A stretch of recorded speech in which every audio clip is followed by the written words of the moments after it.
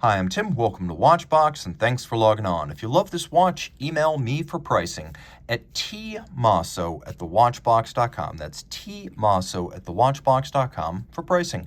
Today, we're discussing a watch launched in 2019 in homage to a watch launched in 1969. From the Specialist collection, this is the Glashütte Original SeaQ dive watch. It is inspired by the 1969 RPTS 200, which was made by a forerunner company of the modern Glashütte Original. This watch, of course, is an homage, but with modern fit-finish materials and movement. So, 39.5 millimeters in diameter. In stainless steel, it is 12.1 millimeters thick.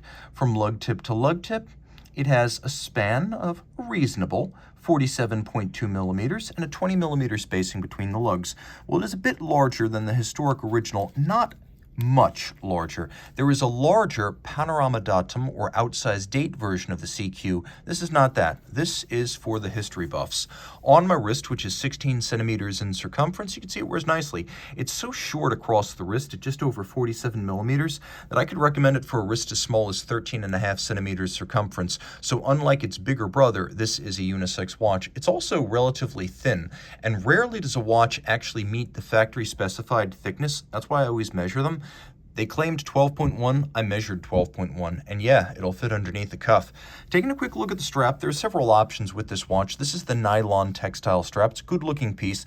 There's a little contrasting black binding stitch. You can see that it doesn't work like a NATO strap. It looks like a NATO, but it has a conventional buckle and perforations. It has a folding clasp, which you can see right here, double folding, all of high polish, twin trigger release, so when you press both triggers, it pops open. There's a little bit of a contrasting satination on the buckle, and then for absolute security, the buckle is fixed to the strap using a screw. Taking a look at the case, you can see it has the look of a vintage watch. So that's a very narrow case band, minimal beveling, circular satination across the lug hoods, vertical satination in profile, and highly squared off lug ends. We do have a screw down crown in both polish and media blasted finish, all of this 200 meters water resistant. The bezel has a sharp knurling outboard. You can see just a little bit of polish around its outer lip, and then we have a ceramic insert within this 120 click bezel. Unidirectional rotating, dive style.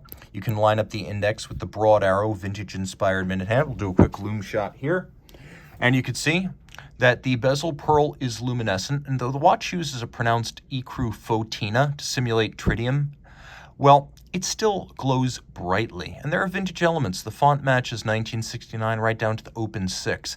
Note that the seconds hand is loomed as well, a feature I like to see on dive-style watches. The watch features a generously domed sapphire, and it is a sapphire, so it gives you a bit of the vintage plexiglass look, but without the plexiglass susceptibility to scratches. The dial base is matte to resist glare, and you can see we have a very simple vintage-inspired printed dial. No applique here. We have a date disc, and the watch, we'll fire it up. The watch includes a variant of the long-running Geo automatic caliber 39. This is the 39-11, and you'll appreciate that it features both stop seconds and see where we are in the date change. Yeah, there was the date rollover. We have, in addition to stop seconds, a quick set system, so you can rapidly cycle the date. And in good taste, Glashütte Original fit a solid case back to this watch with a nice vintage logo and a vintage emblem that evokes the 60s original. The nice thing about this is that it helps to make the watch thinner, and they understand that caliber 39 is not an exquisitely finished artisanal movement. It's workmanlike, tough, and very accurate when adjusted, but it is not pretty, so to speak. So they stay true to history, and they treat us like grown-ups, that we understand this is not a movement for display. It's a movement for work. It's an automatic winder. It's a 40-hour power reserve. It has the stop seconds and the quick set date. It beats away at 8 beats per second or 4 hertz, and it pivots on 25 joules. It's effectively equivalent to something like an ETA 2892.